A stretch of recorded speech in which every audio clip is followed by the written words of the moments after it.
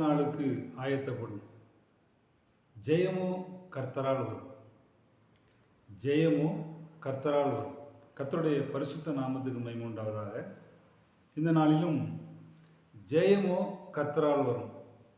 இதிலே நம்முடைய பிரயாசம், உழைப்பு, நம்முடைய நோக்கத்துக்கு ஏற்ற பயணம், இவைகள் நாம் செய்து முடித்த பிறகு மிக முக்கியமான ஒரு காரியத்தை தேவன் எதிர்பார்க்கிறார்.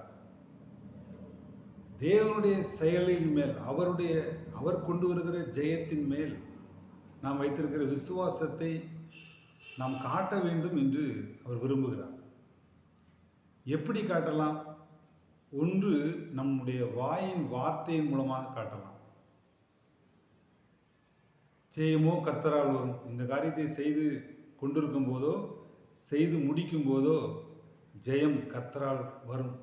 கர்த்தரால் தான் வரும்.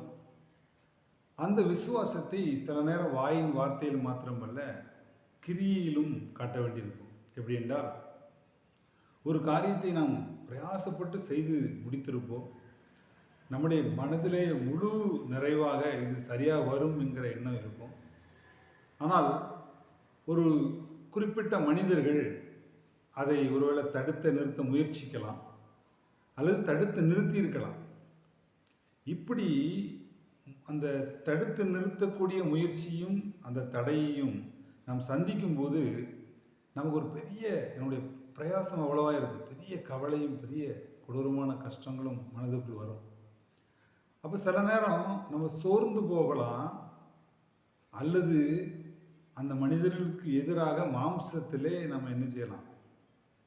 போராடலாம்.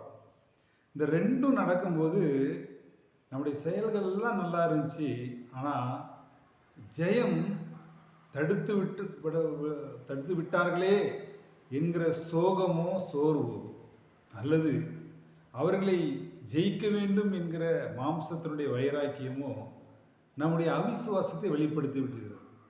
கர்த்தருடைய பரிசுத்த நாமத்துக்கு மகிமை உண்டாவதாக. அந்த சூழ்நிலையில் நாம் தேவனையே சார்ந்திருக்க நாம் வாயின் வார்த்தைகளை பயன்படுத்தணும். என்னன்னு சொன்னால், ஜெயமோ கர்த்தரால் வரும்.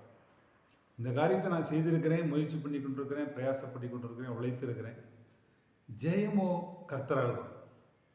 கர்த்தருடைய பரிசுத்த நாமம் மகிமைப்படுவதாக. நம்முடைய வாழ்க்கையில், எல்லையில், ஊழியத்தில், பொருளாதாரம், பிள்ளைகளுடைய காரியங்கள் எல்லாவற்றிலும் நாம் எடுத்திருக்கிறோம் முயற்சி. நாம் சொல்லுவோம், ஜெயமோ கர்த்தரால் வரும். அவரால் தான் அது வர முடியும். ஆகவே நான் சோர்ந்து போகவோ மாம்சத்தில் போராடவோ நான் மாட்டேன்.